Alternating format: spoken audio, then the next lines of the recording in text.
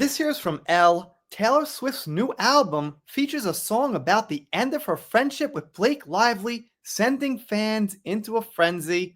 Let's see what we got. I'm a little bit of a songwriter, had a band a long time ago. When I say that, I mean probably about 30 years ago.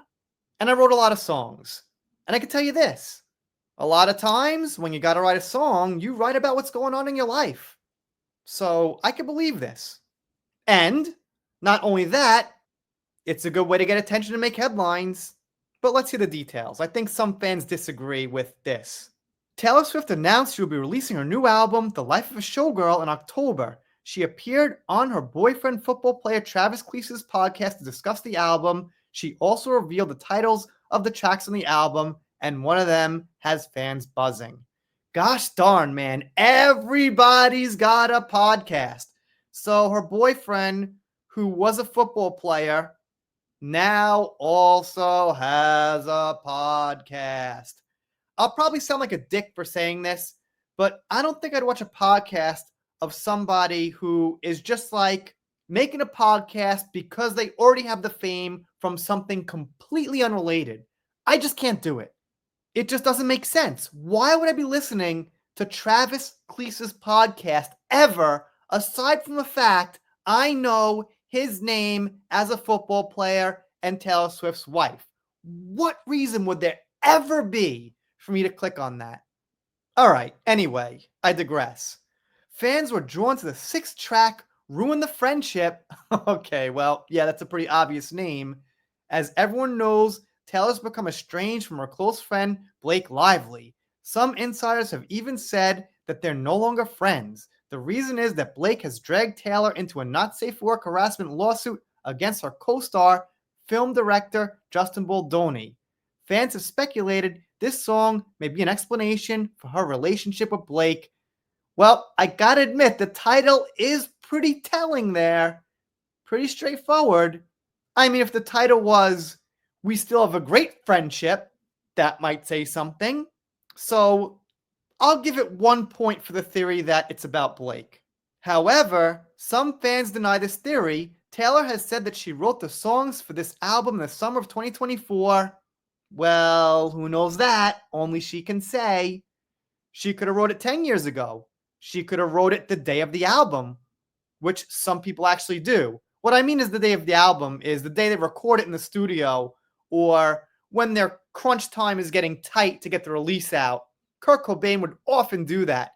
They'd be like, you know, Kurt's coming in. We haven't really heard lyrics for this one, but we're recording the final one today. He comes in with a little crumpled up piece of paper, you know, pulls it open. He's like, here it is, guys. And they record it.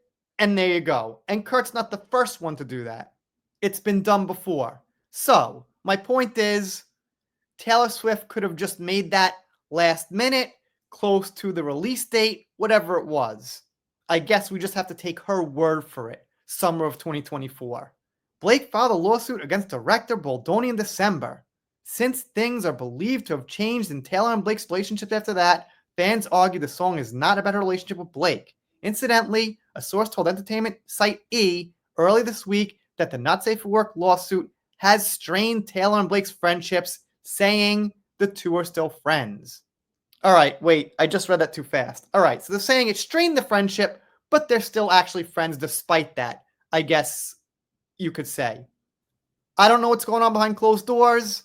I often remind people we only see a tiny, tiny fraction of these people's lives.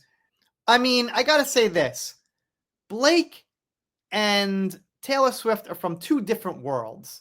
One is the music industry, one is the acting industry and movie industry.